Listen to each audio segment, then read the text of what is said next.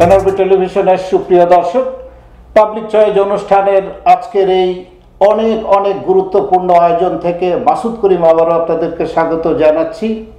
আজকের এই অনুষ্ঠানটি উপভোগ করার জন্য দেশ থেকে আমরা বিদেশে আসি, স্বদেশ ছেড়ে কেন আমরা বিদেশের মাটিতে পাড়ি জমাই? নিজেকে অনন্য উচ্চতায় নেওয়ার জন্যে, একটু ভিন্নতা জীবনে নিয়ে আসার জন্যে। কিন্তু আপনারা যারা প্রবাসে রয়েছেন, আপনারা কি জানেন যে প্রবাসে যদি আপনি এগিয়ে যেতে চান তার সহজ উপায় কি? সহজ উপায় হচ্ছে যদি আপনারা এখানে আসার পরে প্রফেশনালসদেরকে যদি পাশে রাখেন। কারণ এখানে যারা বিভিন্ন পেশায় নিয়োজিত রয়েছেন বাংলাদেশি কমিউনিটিতে, তারাই শুধুমাত্র আপনাকে সহায়তা করে অত্যন্ত সহজেই আপনাদের গন্তব্যে অর্থাৎ উন্নয়নের শিখরে পৌঁছে দিতে পারে। সে ধারাবাহিকতায় আজকের এই পাবলিক চয়েস আয়োজনে আমরা আমন্ত্রণ জানিয়েছি এই শহরের তরুণ মর্গেজ ব্রোকার আশফাক আবদুল্লাহকে। বয়সে তিনি তরুণ, কিন্তু এই সেক্টরে তার অভিজ্ঞতার ঝুলি যথেষ্ট পরিপূর্ণ। আজকে তার সাথে কথা হবে। তিনি আমাদের মর্গেজ সংক্রান্ত বিভিন্ন ধরনের তথ্য দিয়ে সহায়তা করবেন। পুরো আয়োজনটি দেখার জন্যে এনআরবি টেলিভিশনের সঙ্গেই থাকুন।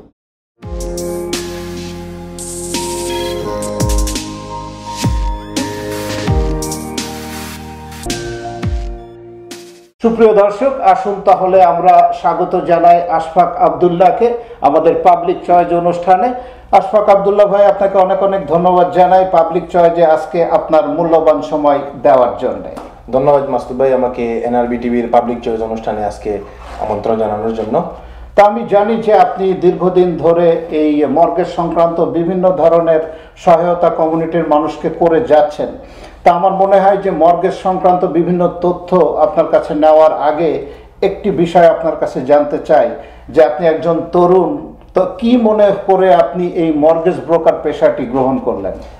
প্রথমত যেটা ছিল যে সময় আমি দেখতেছিলাম রিয়েল এস্টেট মার্কেটটা, আমি একটা প্রফেশন চুজ করার চিন্তা করতেছিলাম। তো ওই সময় দেখলাম যে আমাদের কমিউনিটির মধ্যে অনেক গ্যাপ আছে এই জিনিসটার মধ্যে। আমাদের মানুষজন কমিউনিটির বাইরে যে অন্য জায়গা থেকে মর্গেজ নেয়, ওইটা তো নাম্বার ওয়ান ছিল। এবং আরেকটি জিনিস দেখেছিলাম, যে আমি নতুন কানাডায় আসি, আমার আঙ্কেল যে সময় বাড়ি কিনতে যান, ওই সময় ওনারও একটা হ্যাসেলে পড়তে হয়েছিল এই মর্গেজের সিচুয়েশন নিয়ে। সো ওই সময় অ্যানালাইজ করে আমি চিন্তা করলাম যে না, এই গ্যাপটা আমি ফিল আপ করতে পারবো। এই জন্য আমার মূলত এই পেশায় আসা। প্লাস আমি আগে আরও এই টরন্টো শহরে আসার পর আমি 2টি ব্যাংকে জব করেছি এবং আমি বিভিন্ন এক্সপিরিয়েন্স নিয়ে তারপরে আমি ওখান থেকে এই পেশায় আসার চিন্তা ভাবনা। মানে আপনি বলছেন তাহলে মর্গেজ সংক্রান্ত কাজ শুরু করার আগে আপনি ব্যাংকিং সেক্টরে জড়িত ছিলেন? জি। তো এটি অবশ্যই আপনার জন্য বাড়তি একটি অভিজ্ঞতা যে ব্যাংকের থেকে আপনি এসছেন এই সেক্টরে কাজ করার জন্য। তো আমার মনে হয় যে আপনি অনেকগুলি ইতিমধ্যে আমি সাফল্যের কথা শুনেছি, কারণ আপনি এ পর্যন্ত এসছেন আপনার দক্ষতার কারণে। তো প্রথমেই যে প্রশ্নটি অনেকে আমার বন্ধুরা আত্মীয় স্বজনরা করে থাকেন যে আসলে মর্গেজ পাওয়ার সহজ উপায় কি? একটা ক্লায়েন্টের যে কি কি ধরনের যোগ্যতা থাকলে এই কাজটি আপনার জন্য করা সহজ হয়ে যায়? সবচেয়ে বড় জিনিস হচ্ছে নাম্বার ওয়ান ফ্যাক্টর হচ্ছে ক্রেডিট স্কোর এই দেশে। এক্স্যাক্টলি, ক্রেডিট স্কোর হচ্ছে এমন একটা জিনিস, এটা দেখলে বোঝা যায় যে আপনি পেমেন্টসগুলো ঠিকভাবে করতেছেন কিনা, বা আপনার সবকিছু ফাইন্যান্সিয়াল দিক থেকে সব ঠিক আছে কিনা। এটা হচ্ছে নাম্বার ওয়ান।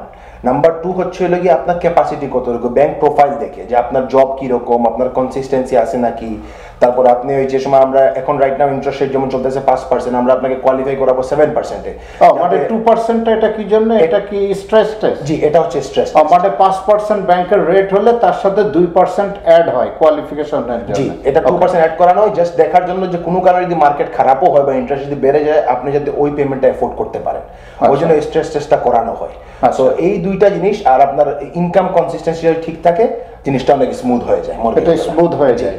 আচ্ছা, তো এই যে আমরা দেখি যে ক্রেডিট স্কোরের আপনি কথা বললেন, তো এটি অবশ্য আমি জানি না যে আপনার এটা লাইনের কিনা, কিন্তু ক্রেডিট স্কোরটা ভালো করতে হলে আমাদের দর্শকদের উদ্দেশ্যে কি একটু বলবেন যে ক্রেডিটটা ভালো রাখতে হলে কি কি করতে হয়? জি, ক্রেডিটটা ভালো রাখতে হলে যেমন আপনি যদি একটা সাপোজ কোনো বিল, যেটা আমরা ক্রেডিট কার্ড যেরকম ইউজ করি, আমাদের পেমেন্টসগুলো আমরা ঠিক মতো করা, ফোন বিলও আমাদের ইদানিং ক্রেডিট রিপোর্টে থাকে, ওইটা পে করা, লাইক ওভারডিউ যাতে কিছু না হয়, পেমেন্ট যাতে মিস না হয়, সময়ের মধ্যে যদি সব কিছু পে করা হয়, ওইটা যদি হয় তাহলে ক্রেডিট স্কোর অটোমেটিকলি বেড়ে যাবে।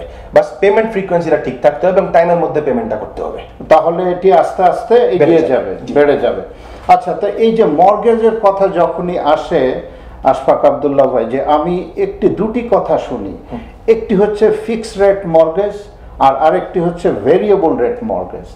তা আসলে এই দুটি সম্পর্কে যারা নতুন এসছেন কানাডায়, তারা অনেকেই প্রশ্ন করেছেন যে মাসুদ ভাই আসলে ফিক্সডটা কি, আর ফিক্সড থেকে যদি আমি এটা ভাঙি কিরকম পেনাল্টি দিতে হবে, আর ভেরিয়েবলটা একটুকে আমাদের দর্শকদের একটু বলবেন? জি অবশ্যই। তো ফিক্সড রেট হচ্ছে যেমন এখন চলতেছে হচ্ছে 4.89 থেকে 5.14 পর্যন্ত যাইতেছে।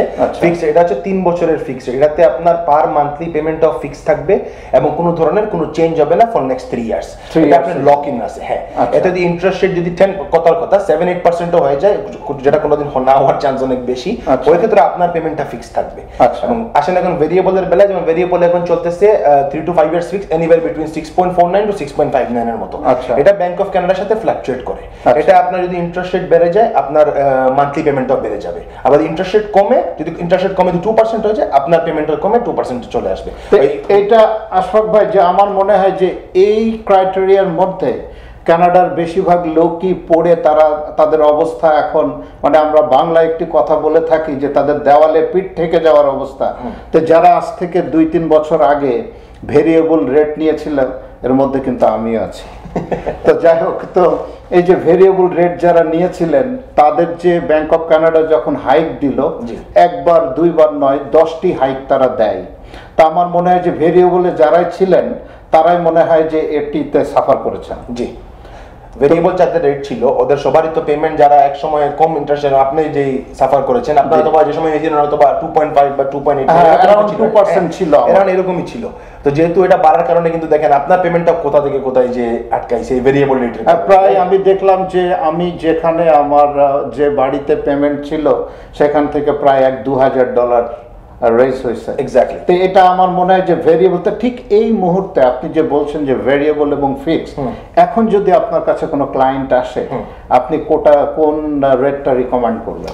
আমার কাছে যদি এটা কমপ্লিটলি ক্লায়েন্টের চয়েস, যদি ওনারা এফোর্ড করতে পারেন তাহলে ভেরিয়েবল অবশ্যই, আর যদি দেখেন না একটা ফিক্সড বাজেটে থাকতে চান, আমার রেকমেন্ডেশন থাকবে ফর 3 ইয়ার্স ফিক্স নেওয়াটা এখন হচ্ছে একটা ওয়াইজ ডিসিশন। কারণ যেটা হচ্ছে ভেরিয়েবল রেট এখনো কমে আসতে, ওই 5 এর নিচে আসতে বা 5 এ আসতে 1 বছরের মতো আর একটা সময় লাগার চান্স আছে, একটা টাইম লেগে যাবে। তো আপনি যদি এখন যদি ফিক্স করেন, তো অ্যাটলিস্ট আপনার কি আপনি পিস অফ মাইন্ড থাকবে যে না আমার সেম পেমেন্ট আছে, আমার কোনো স্ট্রেস নাই।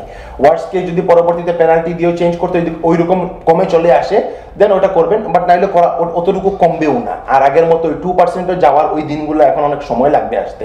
তো এটা ওই পর্যায়ে আমার যদি জিজ্ঞেস করেন তাহলে আমি বলবো 3 ইয়ার্স ফিক্স হচ্ছে ফর নাও, এটা হচ্ছে ওয়াইজ ডিসিশন।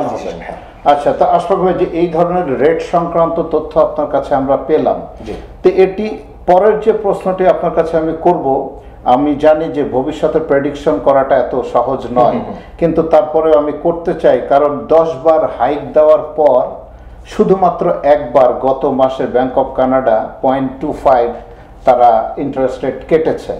আগামীতে তারা কাটবে বলে তারা বলেছে যে এই বছরে আগামী বছর তারা কাটবে। তো আগামী 1 বছর পরে কিংবা 1.5 বছর পরে, 2 বছর পরে রেটটা আসলে কোন জায়গায় স্থির হতে পারে বলে আপনি মনে করেন? যেটা আমি মনে করি, যেমন এই জুলাইতে একটা রেট কার্ড আসতেছে তো, রাইট? সো ওইটাতে হয়তো বা ওরা একটা অ্যাজাম্পশন করা হইতেছে যে আরো 0.25 হয়তো বা কমাইতে পারে। আচ্ছা, বা হয়তো বা, আর যেটা আপনি বলেছেন 2 বছরের প্রেডিকশন, আমার যেটা থাকে যে এটা হয়তো বা 4% যে আটকায় যাবে, আর হয়তো বা আরো নিচে নাও যেতে পারে। মানে আপনি বলছেন যে যখন কোভিড আসে, সে সময় যে বটম রেটে চলে যায় ব্যাংক অফ কানাডা, তা আমার সবার সে রেট ছিল 1 point something, around less than 2। Exactly. তা আপনি এটা চিন্তা করছেন যে নেক্সট 2 ইয়ার্সে হয়তো 4-এর কোনো একটা জায়গায় যেতে পারে, যেহেতু বা 4% এর মতো এসে আটকাবে। আমার মনে হয় না যে এর থেকে নিচে আর যাবে, ওই জায়গায় যে হইতে পারে না। সুপ্রিয় দর্শক, আপনারা যারা এই মাত্র এনআরবি টেলিভিশনের সাথে যোগ দিলেন, আপনাদের অবগতির জন্য জানাচ্ছি এই মুহূর্তে পাবলিক চয়েস অনুষ্ঠানের অত্যন্ত চমৎকার এবং গুরুত্বপূর্ণ একটি পর্ব চলছে, যেখানে আমরা আমন্ত্রণ জানিয়েছি আশফাক আব্দুল্লাহ মর্গেজ ব্রোকারকে। তার কাছ থেকেই মর্গেজ সংক্রান্ত বিভিন্ন ধরনের তথ্য আপনাদেরকে দেওয়ার চেষ্টা করছি। এবং তিনি জানালেন যে এই যে রেড কার্ড চলছে ব্যাংক অফ কানাডার, এখন আপনাদেরকে একটি অ্যাজামশন তিনি করলেন, আপনাদের আগামীতে যদি প্রপার্টি কেনেন কিংবা বিজনেস কেনেন, যে রেট হয়তো আপনাকে 4-এর কোনো একটি জায়গায় চিন্তা করে এগিয়ে যেতে হবে। তো আশফাক ভাই, আমার মনে হয় যে একটি অনুষ্ঠানে আপনার সাথে শেষ করা সম্ভব হবে না, কারণ এই যে মর্গেজ একটি অনেক বড় ব্যাপার। তো মর্গেজ আমার মনে হয় যে আরও আপনাকে প্রয়োজন হলে আমরা নিয়ে আসবো। অবশ্যই আরও একটি প্রশ্ন আপনার কাছে, যে এই যে মানুষ যে ফার্স্ট টাইম বায়ার যারা আসেন, তো এরা তো ফার্স্ট টাইম কেনেন, কিন্তু যারা রিফাইন্যান্স করেন তাদের আসলে ক্রাইটেরিয়া কি, তাদের ক্ষেত্রে আপনি কিভাবে সহায়তা করেন? সো রিফাইন্যান্সের ক্ষেত্রে যেটা হয়, আপনার মেইনলি প্রপার্টির অ্যাপ্রেজ ভ্যালু যেটা আসে, অ্যাপ্রেজাল করাইতে হয়, না তো আপনার প্রপার্টি ভ্যালুটা বের করা যাবে না, যে এস্টিমেটেড ভ্যালু এখন কারেন্ট মার্কেট অনুযায়ী কত আছে। আচ্ছা, ওইটা করার পর আপনার ওইটা 80% পর্যন্ত রিফাইন্যান্স করা সম্ভব হয়। 80% পর্যন্ত, জি। আচ্ছা, ব্যাংক থেকে, জি। আচ্ছা, তো আরেকটা জিনিস যে সবাই, আমি দেখেছি যে অনেকে আমার বন্ধু বান্ধব যারা, তারা একটি বিষয় নিয়ে সব সময় কথা বলেন যে হেলক, জি, যেটা হচ্ছে হোম লাইন অফ ক্রেডিট, এই ধরনের কিছু। জি, তো এটি সম্পর্কে আমাদের দর্শকদের একটু কিছু বলবেন যে আসলে এই জিনিসটা কি? জি, অবশ্যই। সো যেমন ধরেন এখন আপনার মর্গেজ যেটা আপনি বলতেছিলেন, হয়তো অনেকের এখনো কিন্তু ফিক্স চলতেছে, রাইট, 2 পয়েন্ট সামথিং বা 3 পয়েন্ট সামথিং, বা অনেকেই লাস্ট ইয়ারে যারা আগের ইয়ার করছে, যেমন আমি রিসেন্ট একটা কেসে কাজ করেছি, ওদের 3.5% ফিক্স আছে। সো ওরা ভাঙতে চাচ্ছে না, ভাঙলে তো 5% চলে যাবে। আচ্ছা, ওই ক্ষেত্রে ওদের একটা সামান্যতম একটা ফান্ডের প্রয়োজন ছিল 100,000 এর মতো। ওই ক্ষেত্রে আপনার মর্গেজ ভাঙার কোনো প্রয়োজন পড়ে না, আপনি ওই মর্গেজের সাথে থেকে আপনার সেকেন্ড পজিশনে একটি home equity line of credit নিতে পারেন। সো আপনার মর্গেজ জায়গায় থাকবে, প্লাস একটা অ্যাডিশনাল লাইন অফ ক্রেডিট এসে আপনার সাথে ওই মর্গেজের সাথে নিচে অ্যাড হবে। আচ্ছা, ওইটা আপনি এইভাবে করতে পারেন। ওইগুলোর ইন্টারেস্ট রেট যেমন 6.45 থেকে শুরু হয় এবং একটু উপরে যায়, ডিপেন্ড করে আপনি কোন লেন্ডারের সাথে কোয়ালিফাই হন। এতে একটু ক্লায়েন্টরা বাড়তি সহায়তা পেয়ে থাকে। এক্স্যাক্টলি, জি। আচ্ছা, এবং ওই টাকা ইউজ করে ধরেন আপনি বিজনেসও কিনতে পারবেন, আরেকটি বাড়ি ছিল ওইটাও কিনতে পারবেন। আবার আপনি যদি মনে করেন রেনোভেশন করবেন, অবশ্যই আপনি সেটিও করতে পারবেন। আচ্ছা, দর্শক, আপনারা তথ্য তো আছেই, আশফাক আব্দুল্লাহ চমৎকারভাবে আপনাদের প্রশ্নের উত্তর দিচ্ছেন। তা আরও একটি বিষয় আপনার কাছে আমি জানতে চাবো, যে আমরা যখনই মর্গেজের চিন্তা ভাবনা করি, মর্গেজের মধ্যে কেন জানি যে আমার সঠিক আইডিয়া নাই যে কিভাবে কাজ করে। তো এ লেন্ডার, বি লেন্ডারের কথা শুনতে পাই, আসলে এ বি সি আসলে এটা কি, আপনি একটু বলবেন যে কিভাবে কাজ করে? যেমন ধরেন যাদের ক্রেডিট স্কোর ভালো, আপনার 680 প্লাস বা প্রোফাইল ভালো আছে, সব দিক থেকে ওরা তো ব্যাংকে কোয়ালিফাই হয়। অনেকের থাকে স্বাভাবিক কথা, এই না রিসেন্টলি যে সিচুয়েশন যেতেছে, সবারই একটু ক্রেডিট কার্ড নিয়ে প্রবলেম আছে, বা সবাই ডেটে আছে একটু হইলেও, একটু লাইক ইকোনমিতে একটু এফেক্ট করছে, রাইট। সো ওটার কারণে অনেক মানুষ কিন্তু এটা প্রবলেমে পড়ছে না। তারপরে ধরেন এই যে দৈনন্দিন জীবনের যে আমরা দেখেছি যে গ্রোসারির দাম, জি, গ্যাস প্রাইস, সবকিছু মিলিয়ে আমার মনে হয় সবাই একটু হিমশিম খাচ্ছে। এক্স্যাক্টলি। সো ওই ক্ষেত্রে হয় কি, মানুষের তো একটু মিনিমাম পেমেন্ট হয়, একদিন মিস হইতেছে বা ক্রেডিট স্কোর নিচে চলে আসছে। ওই ক্ষেত্রে আপনার যেটা হয়, ব্যাংক তো আপনাকে কোয়ালিফাই করবে না, বিকজ আপনার ক্রেডিট স্কোর কম যদি থাকে। মানে আপনি বলছেন যে তাহলে এ লেন্ডার বলতে হচ্ছে ব্যাংক? জি, এ লেন্ডার হচ্ছে ব্যাংক। আচ্ছা, আর বি লেন্ডার হচ্ছে আরো কিছু মনোলাইন লেন্ডার আছে, যেমন আমরা টপ কিছু নাম বলি, যেমন হোম ট্রাস্ট, কমিউনিটি ট্রাস্ট, এইগুলো হচ্ছে হলো বি লেন্ডার। আচ্ছা, এইগুলা যেটা হয় যে আপনাকে এক্সটেন্ডেড রেশিও দেয়, যেমন আপনার যদি ডেটের একটা ক্রাইটেরিয়াটা বেশি যদি থাকে, ওরা ওই দিক থেকে ওই ডিলগুলা করে, বাট ওইসব ক্ষেত্রে ওরা একটা ফিস চার্জ করে ক্লায়েন্টের কাছ থেকে। সো ওই জন্য ওইটা বি লেন্ডিং এ যায়। আর আরেকটি হচ্ছে অল্টারনেট লেন্ডার, যেটাকে বলা হয়, আরেক ভাষায় বলা হয় প্রাইভেট লেন্ডিং। প্রাইভেট লেন্ডিং হচ্ছে ধরেন ওই যে আপনার যেরকম কিছু মিড লেন্ডার্স আছে, ওরা আপনাকে ইন্টারেস্ট বেসিসের উপর পুরো টাকাটা দিয়ে থাকে। ওটা হচ্ছে ফুল ইন্টারেস্ট, ওটাতে আপনার কোনোদিন কোনো প্রিন্সিপাল যাবে না, ইন্টারেস্ট অনলি পেমেন্ট আপনি করে যাবেন পার মান্থ। ইন্টারেস্ট রেট ওদের ইন্টারেস্ট রেট একটু বেশি থাকে সব সময়, এবং প্রিন্সিপালে কোনো কিছু যায় না, প্রিন্সিপালে কিছু যায় না এই প্রাইভেটের ক্ষেত্রে। বি লেন্ডারে আবার ইন্টারেস্ট প্রিন্সিপাল দুইটাই আছে। আচ্ছা, জি। আর এ লেন্ড হচ্ছে, এ লেন্ডার আর প্রিন্সিপাল ইন্টারেস্ট দুইটাই আছে। বেশ, জি। আচ্ছা, তো এই যে আপনি বিভিন্ন ধরনের তথ্য, এবং আমরা খবর নিয়ে দেখেছি যে একজন তরুণ হিসাবেও আপনি যথেষ্ট সুনাম কুড়িয়েছেন কমিউনিটির মধ্যে। এখন আশফাক আব্দুল্লাহ নামটি বেশ পরিচিত আমাদের কমিউনিটির মধ্যে।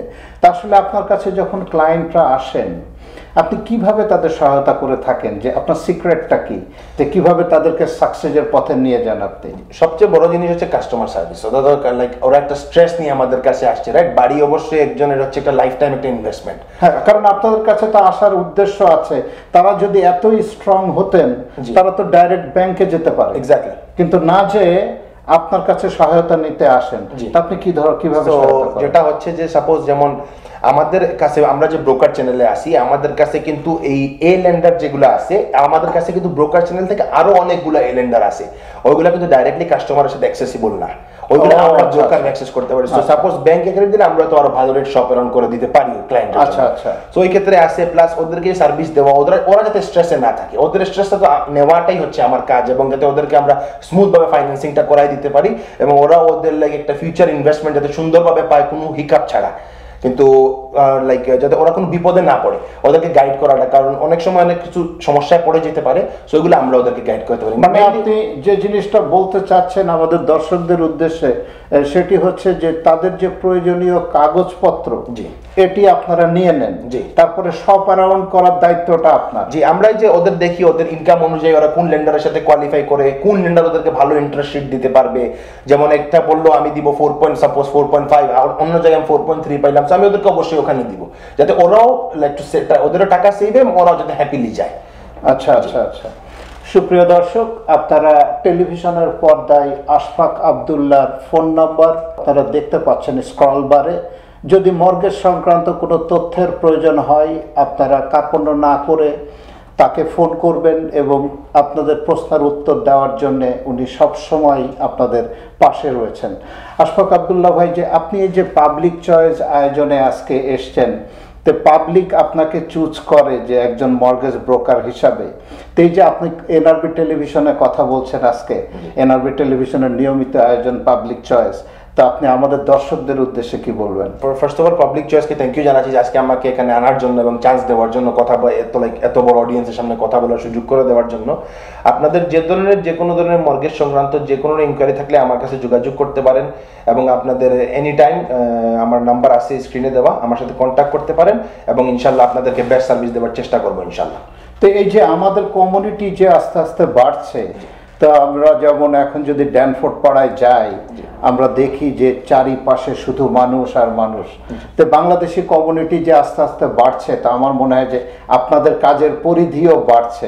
তো এই সব মানুষগুলি যখন এক সময় তারা নিজের পায়ে দাঁড়াবে, দেশে বিভিন্ন ধরনের স্বপ্ন বাস্তবায়ন করার চেষ্টা করবে, তো তাদেরকে আপনি কি মনে করেন যে বাংলাদেশি কমিউনিটিতে এনাফ মর্গেজ ব্রোকার রয়েছে, তারা সহায়তা করতে পারবেন এই মুহূর্তে, নাকি আমাদের এই সেক্টরে আরো বেশি প্রফেশনালস দরকার? না, অবশ্যই আরো বেশি প্রফেশনালস দরকার আমাদের এই সেক্টরে, কারণ আপনাদের যেহেতু আমাদের অডিয়েন্স বাড়তেছে, মানুষজন বাড়তেছে আমাদের কমিউনিটিতে, ওরা যেহেতু বাইরে না যায়, তো আমাদের নিজস্ব কমিউনিটিতে থাকে, ওই জন্য তো অবশ্যই আরো মর্গেজ প্রয়োজন আছে।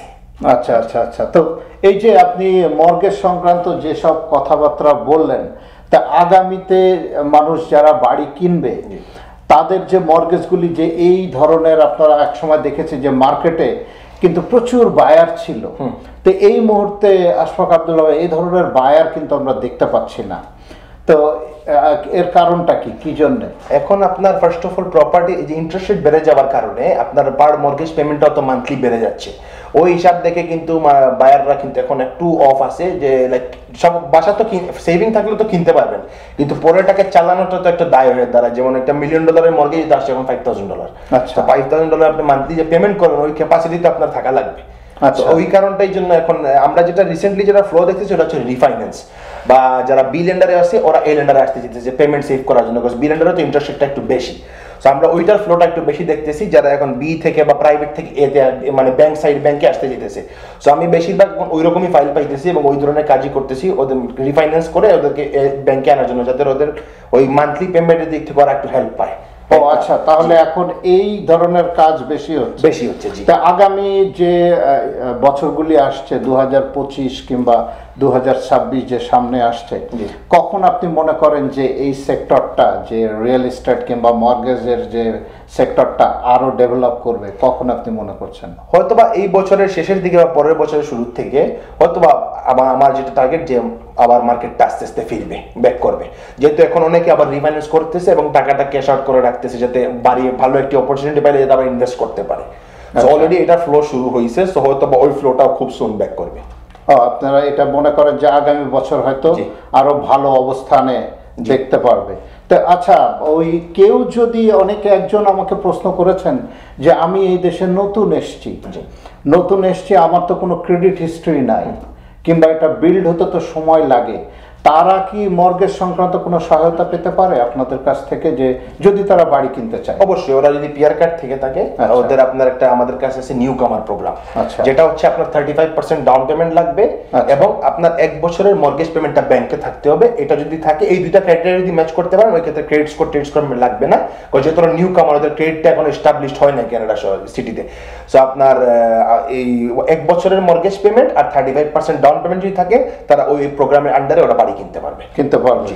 সুপ্রিয় দর্শক, এটি আমার মনে হয় যে চমৎকার একটি খবর, যে অনেকেই এই প্রশ্নটি আমার কাছে রেখেছিলেন যে আমি তো নতুন এসেছি, এ দেশের কোনো কিছু করতে হলেই একটা ক্রেডিট হিস্ট্রি লাগে, তো বিভিন্ন ধরনের কাগজপত্র লাগে। তো আপনারা আশফাক আবদুল্লাহ ভাইয়ের কাছ থেকেই শুনলেন যে আপনি যদি নতুন হয়ে থাকেন আর আপনার কাছে যদি এনাফ ক্যাশ থাকে, অর্থাৎ 35% ডাউন পেমেন্ট যদি আপনার থেকে থাকে, সেক্ষেত্রে আপনার ক্রেডিট স্কোর কিংবা অন্যান্য বিষয়ে অনেক শিথিলতা রয়েছে। তো এই যে আপনার ব্যাংক অফ কানাডা, আপনি কি মনে করেন যে রেড কার্ড আর কয়টি হতে পারে এই বছর? এই বছর তো এটা জাস্ট একটা প্রেডিকশন, আমি জানি। আর আমার মতে তো আরো জুলাইতে যদি একটা হয়, আরো 2টা কাট হইতে পারে, এটা মানে ইন্ডাস্ট্রি এক্সপার্টসরা বলতেছে। এটা আমরা রেগুলার টাইম মর্গেজ সেন্টার আপনার ওই যেটা নিউজ পাই আমরা, সো ওইটার বেসিসে বলতেছে হয়তো আরো 2টা কাট হইতে পারে। বাট জুলাইতেও হবে কিনা এটা নিয়ে ওরা এখনো লাইক চিন্তা ভাবনা চলতেছে, ফিক্স না যে জুলাইতেও 0.25 কমানোর চান্স, এটা ওরা এজাম্পশন করতেছে। সবই এজাম্পশন, আগের বার এজাম্পশন হয়েছিল বাট হয়তো ওইরকম আসে নাই, লাস্টটাতে আবার মিলছে ওদের। সো এটা ফুললি প্রেডিকশন বেস এবং ব্যাংক অফ কানাডার প্রেডিকশন, এবং তারা তো বিভিন্ন ধরনের ডাটা অ্যানালাইসিস করার পরে একটি সিদ্ধান্তে যান। অবশ্যই। আচ্ছা, তো সুপ্রিয় দর্শক, অনুষ্ঠানের কথা বলতে বলতে প্রায় শেষ পর্যায়ে চলে এসেছি। তো যাবার আগে আবারও আপনাদেরকে জানিয়ে রাখি যে পাবলিক চয়েস কিন্তু আপনাদের অনুষ্ঠান। আপনারা এই শহরের যেসব প্রফেশনালসদের কথা শুনতে চান, আমাদের কাছে আপনারা জানাবেন, আমরা সেই প্রফেশনালসকে এনআরবি টেলিভিশনের পর্দায় নিয়ে আসবো আপনাদের প্রশ্নের উত্তর দেওয়ার জন্য। তো অনুষ্ঠান আমরা শেষ করতে যাচ্ছি। আশফাক ভাই, যাবার আগে আমাদের দর্শকদের সাথে আপনি কিছু বলুন, যে দর্শকদের উদ্দেশ্যে। জি, আবারও ধন্যবাদ জানাচ্ছি মাসুদ ভাইকে আমাকে এত সুন্দর একটা আমন্ত্রণ করার জন্য, এবং দর্শকদের প্রতি জানাচ্ছি আপনাদের যে কোনো ধরনের মর্গেজ সংক্রান্ত তথ্যের জন্য এনি টাইম আপনাদের যদি কোনো কোয়েশ্চেন্স থাকে, বা আপনারা আজ থেকে 6 মাস 5 মাস 4 মাস পরে যদি বাড়ি কিনতে চান, আমার সাথে যোগাযোগ করতে পারেন। আর আমরা পারচেজ থেকে শুরু করে refinance, home equity, line of credit সবই করে থাকি, এবং আমার নাম্বার স্ক্রিনে দেওয়া থাকবে, আপনারা আমার সাথে যোগাযোগ করবেন এবং ইনশাল্লাহ আপনাদেরকে অবশ্যই ভালো সার্ভিস দেওয়ার চেষ্টা করব। আপনাকে অনেক ধন্যবাদ। সুপ্রিয় দর্শক, বাংলাদেশিরা এখন কানাডার টরন্টোতে চলছেন সময়ের সাথে এবং আগামীর পথে। আগামীতে বাংলাদেশিরা এগিয়ে যেতে পারবে যদি আপনারা আশফাক আবদুল্লাহ কিংবা অন্যান্য প্রফেশনালসদের সাথে কাঁধে কাঁধ মিলিয়ে কাজ করেন। এই ছিল আজকের পাবলিক চয়েস। সাথে থাকার জন্য ধন্যবাদ। আগামী আয়োজন দেখার আগাম আমন্ত্রণ জানিয়ে বিদায় নিচ্ছি। সঙ্গে ছিলাম আমি মাসুদ করিম। আবারও ধন্যবাদ সবাইকে।